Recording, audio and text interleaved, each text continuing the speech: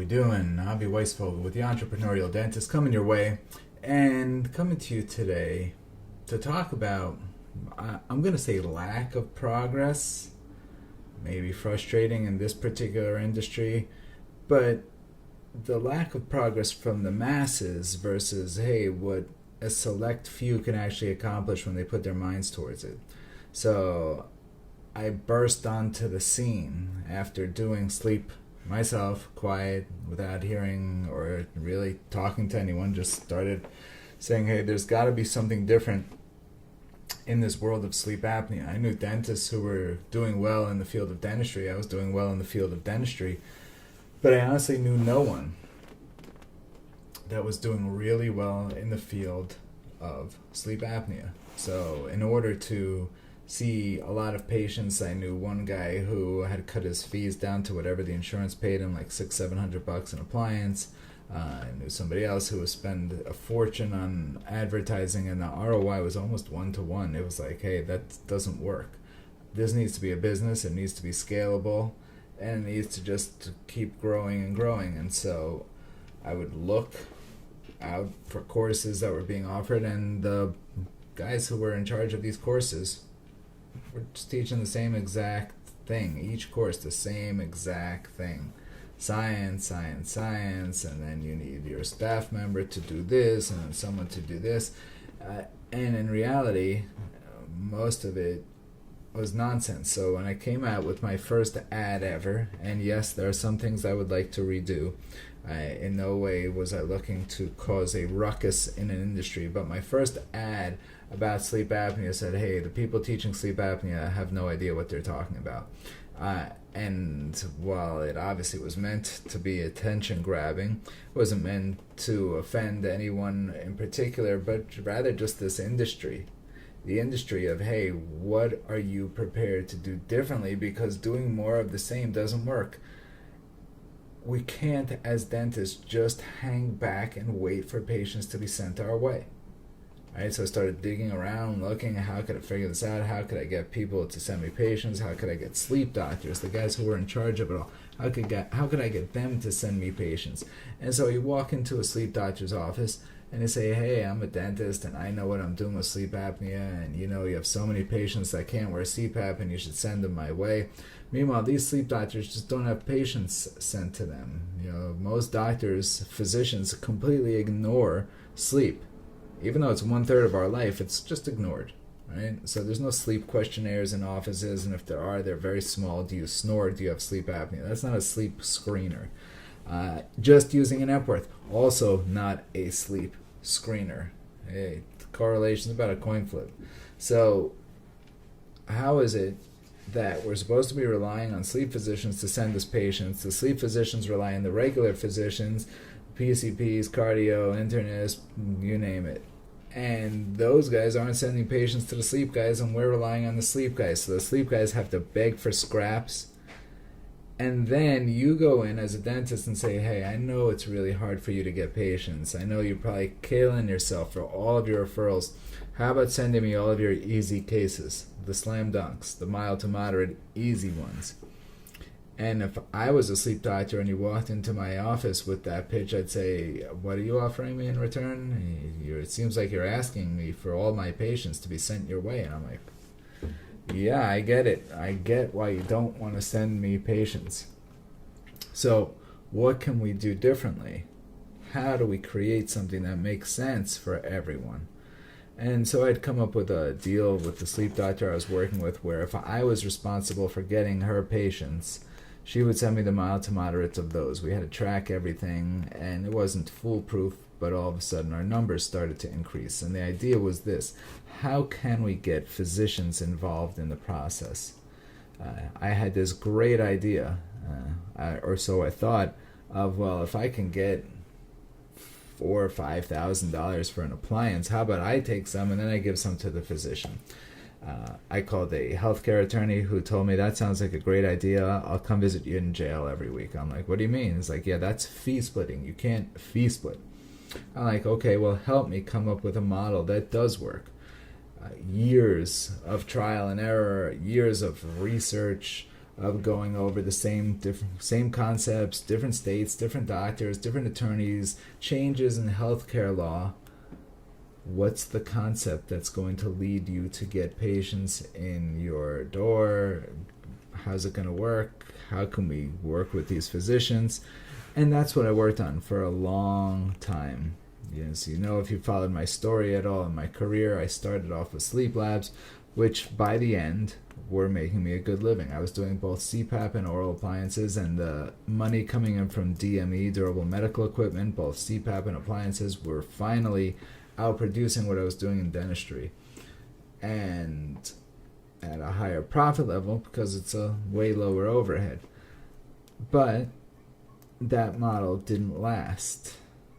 Home sleep tests became the norm. Sleep tests, which is how my doctors were making money, was just kind of yanked away.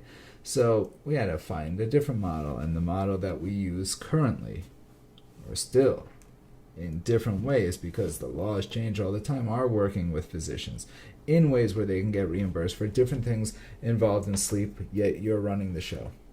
Now, in no way am I recommending anything for you to do if you don't know and understand the legalities. As a matter of fact, I'm going to recommend you do nothing because you'll get yourself into a world of trouble. I have a team of attorneys that work with me because they're looking out for not just my interests, but all the interests of members of the International Academy of Sleep. What are we doing? What are we making sure we're above board? Rather than sitting there with the age-old whining of, wow, we're the dentists and shouldn't we be able to read a sleep test? And the answer is no. That's not what the rules say. So instead of fighting that fight, how about you just figure out a better way to go about it? Wouldn't this make sense if there was some synergy in this world? Couldn't that work? If we had synergy with a sleep doctor, with other doctors, it would stand to make some sense that maybe we could get somewhere. And that was the idea. How do we create this win-win-win situation? And so that's what we do at the International Academy of Sleep. Now, I get ads all the time, still, for sleep apnea. And I think the ads are exactly the same as they were back in 1998. Same course. Learn science because there's so many patients out there you can't help but see them. But you know what? You can't just treat a sleep apnea patient. If a patient walks into your office and says, can you make me an oral appliance? And you say, sure. And you make him an oral appliance without making sure this is a regular, legally obtained sleep patient, you're going to fail. You're committing malpractice. So you need to know the rules, and you need to know them in detail. And that's what drives me nuts. I just don't think the rules are taught well enough. I speak to so many dentists who have gone to courses and either were educated improperly, maybe to buy different items, whatever. That was the sale of those courses. They were selling home sleep tests, whatever the thing was that they were selling, but they were selling something at the course, and it really wasn't a, hey, is this legal, is not, and then let's take it to another level. Legal does not equal insurance rules. Insurance rules are different. Insurance rules are really what you have to follow in addition to the legalities. So just because something's legal doesn't mean that you can then just do it. So what do we do here, guys? You have to find a way for this to work. You need to have a legal team behind you. And I promise you, if you go about it the old-fashioned way of just going out and trying to get referrals, you're going to get frustrated. You're probably going to quit like 99.9%. And that's just a darn shame because there are millions upon millions. According to the latest study by ResMed, 180 million people with undiagnosed sleep apnea, staggering numbers.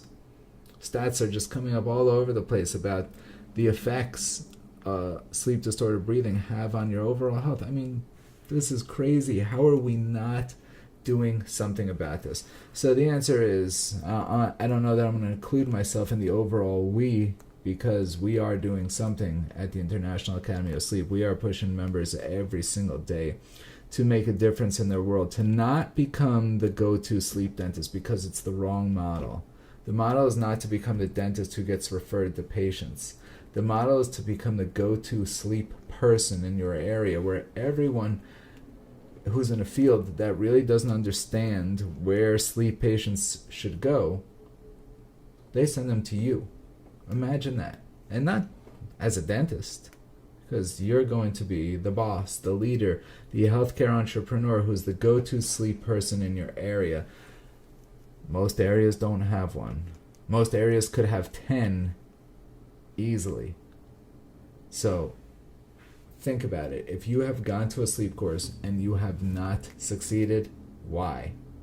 If you've gone and taken an online course, tried it, didn't get paid, why? What's going on here? Why is it that some people, like those who are working with us at IAOS, can do 50 plus cases a month and get paid for them? Think about it, guys. You got to start thinking differently. You know, I see what's gone on in the world of dentistry, and I'm so happy that I got out of it, because it's a field where the more, if you want to do better in dentistry, you know what you have to do? Work harder, produce more. That's how it goes. And if you stop, your production goes down, your business becomes less. If you work harder, it's completely dependent on you. The margins are so small that you can barely even be profitable with an associate. It's a tough model. So it's reliant on you, and there's only one of you, not 100 of you. Wouldn't you rather have a business that's scalable, that doesn't rely on your presence being there and could be done and built, that you could run from anywhere? Doesn't that make more sense? Some smarter dentists have bought multiple practices and realized, hey, I could run these things efficiently and make a margin off of X. Just unbelievable stuff, guys. The dentistry world is changing, and it's not changing for the good. So if you've tried sleep, you haven't succeeded, try again with International Academy of Sleep. And if you're still doing dentistry and you are burnt out and you just can't stand what's happening, come check out International Academy of Sleep. It will change your life. Have a great day.